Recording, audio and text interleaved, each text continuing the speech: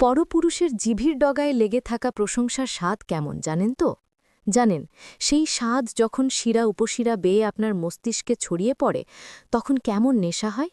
এটা এমন এক নেশা যার কাছে পৃথিবীর দামি ব্র্যান্ডের অ্যালকোহলও ফিকে হয়ে যায়। এই নেশা আপনাকে মুহূর্তে মেঘের উপরে ভাসাতে পারে, আবার পর মুহূর্তেই টেনে হিচড়ে নামাতে পারে বাস্তবতার কঠিন মাটিতে, যেখানে আপনার সাজানো সংসার, বিশ্বাস আর ভালোবাসা টুকরো টুকরো হয়ে পড়ে থাকে। কি চমকে গেলেন? ভাবছেন আমি ফারহানা এসব কি বলছি? ভাবছেন একটা নির্দোষ প্রশংসা নিয়ে এত নোংরা কথা বলার কি আছে? আসুন, আজ সেই নোংরামির গভীরতাটাই একটু মেপে দেখি। আপনার চোখে আঙ্গুল দিয়ে দেখিয়ে দিই আপাত দৃষ্টিতে জাস্ট প্রশংসা বাক্য মনে হওয়া কথাগুলোর আড়ালে কতটা ভয়ঙ্কর লাম্পট্য আর ক্যালকুলেটেড শিকারের ছক লুকিয়ে থাকে। এই কথাগুলো আপনার জীবনে কি কখনো শুনেছেন? ভাবি, আপনি 2 বাচ্চার মা, আপনাকে দেখলে কেউ বিশ্বাসই করবে না, দেখে মনে হয় মাত্র মাধ্যমিক পাশ করছেন। সিরিয়াসলি?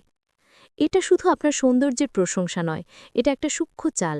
এই কথার মাধ্যমে আপনাকে আপনার বর্তমান পরিচয়, একজন স্ত্রী এবং মা থেকে বিচ্ছিন্ন করে দেওয়া হচ্ছে। আপনাকে মনে করিয়ে দেওয়া হচ্ছে আপনি এখনও একজন কাঙ্ক্ষিত নারী। আপনার স্বামী হয়তো আপনাকে বাচ্চার মা হিসেবেই দেখে, কিন্তু এই অন্য পুরুষটি আপনার ভেতরের সেই হারিয়ে যাওয়া আমিকে খুঁজে বের করেছে। ফাঁদটা এখানেই। এবার এটা শুনুন ম্যাডাম, একটা কথা বলবো, নাকের পাশের তিলটা আপনাকে একদম পরী বানিয়েছে। এত সুন্দর। আপনার স্বামী হয়তো আপনার পুরো মুখটাকেই ভালোবাসে, কিন্তু এই পুরুষটি আপনার সৌন্দর্যের এমন এক ক্ষুদ্র অংশকে প্রশংসা করছে যা হয়তো আপনার স্বামী গত 5 বছরেও খেয়াল করেনি।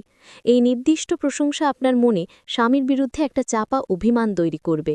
মনে হবে এই মানুষটা আমাকে কতটা গভীরভাবে দেখে।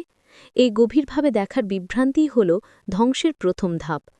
অনেক পুরুষ আবার দেখবেন এরকম বলবে, মন খারাপ কেন ভাবি? ঝগড়া টগড়া করলো নাকি? আপনার মতো এরকম একটা মানুষের সাথে ঝগড়া করা যায়? এটাও একটা নিখুঁত চাল। আপনার এবং আপনার স্বামীর মধ্যকার সামান্য মনোমালিন্যের মুহূর্তে তৃতীয় কেউ এসে যখন আপনাকে নির্দোষ সার্টিফিকেট দেয়, তখন স্বামীর প্রতি আপনার ক্ষোভ বহুগুণ বেড়ে যায়। আপনি ভাবতে শুরু করেন, আমি তো আসলেই ভালো, সমস্যাটা তাহলে ওরই।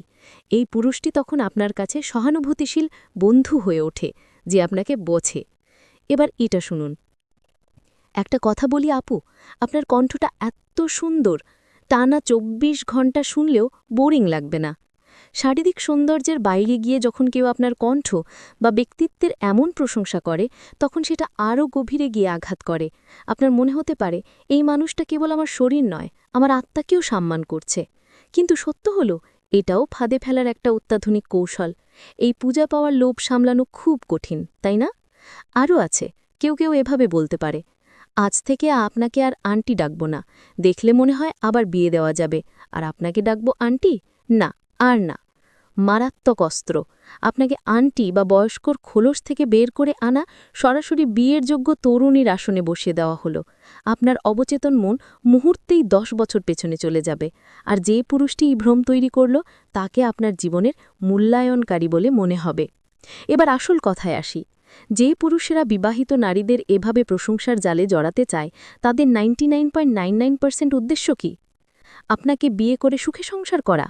না, একদমই নয়। তাদের আসল উদ্দেশ্য হলো আপনার শরীর ও সঙ্গভোগ করা।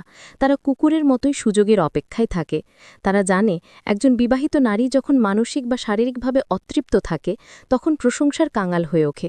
আর এই দুর্বলতার সুযোগ নেওয়াটা তাদের জন্য সবচেয়ে সহজ। তারা আপনাকে বিয়ে করবে না, কারণ তারা কোনো দায়িত্ব নিতে চায় না। তাদের লক্ষ্য হল রেডিমেড ফল খাওয়া। সোজা কথায়, যতদিন খাওয়া যায় ততদিনই আপনার কদর। যে নারী তার স্বামীকে প্রচণ্ড ভালোবাসত, সেও যখন দিনের পর দিন বাইরের কোনো পুরুষের মুখে নিজের এমন খুঁটিবাটি প্রশংসা শোনে, তখন তার ভাবনার জগতে ঝড় ওঠে। সে ভাবতে শুরু করে, আমার স্বামী তো আমাকে ভালোবাসে, কিন্তু ও তো কোনোদিন আমার কপালের টিপটা নিয়ে এমন করে কিছু বলেনি। বাইরের ওই লোকটি আমার ভেতরের সৌন্দর্যকে সম্মান করে। এই ভাবনাগুলোই হলো বিষ। এই বিষাক্ত ভাবনা থেকে জন্ম নেয় দাম্পত্য কলহ। যে অভাবটা আসলে ছিলই না, সেটা তৈরি হলে দেওয়া হয়েছে বাইরে থেকে। এরপর শুরু হয় গোপন চ্যাটিং, লুকিয়ে দেখা করা এবং অবশেষে পরকীয়া। আমি জানি প্রশংসা শুনতে সবারই ভালো লাগে, কিন্তু আপনাকে বুঝতে হবে কোনটা নির্দোষ প্রশংসা আর কোনটা উদ্দেশ্য প্রণোদিত টোপ। যে পুরুষ আপনার সৌন্দর্যের প্রশংসা করার জন্য সুযোগ খুঁজে বেড়ায়, আপনার দাম্পত্যের খুঁটিনাটি জানতে চায়, সে কখনো আপনার বন্ধু হতে পারে না। সে একজন শিকারী। একই কথা পুরুষদের ক্ষেত্রেও প্রযোজ্য, ফাঁদ দুই দিক থেকেই হতে পারে। তাই যদি জীবনে সুখী হতে চান, নিজের পরিবারকে ভালোবাসেন, তাহলে এই ধরনের মানুষের কাছ থেকে ১০০ হাত দূরে থাকুন।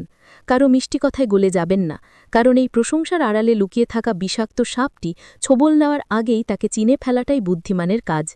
মনে রাখবেন, আপনার স্বামী হয়তো কবি নয়, সে হয়তো প্রতিদিন আপনার নাকের তিল নিয়ে এমন করে কিছু বলে না, কিন্তু দিন শেষে অসুস্থ হলে মানুষটা সেই আপনার পাশে নির্ঘুম রাত কাটায়। ক্ষণিকের নেশার জন্য এই চিরস্থায়ী আশ্রয়টাকে নষ্ট করবেন না। তাই কুকুর হইতে সাবধান।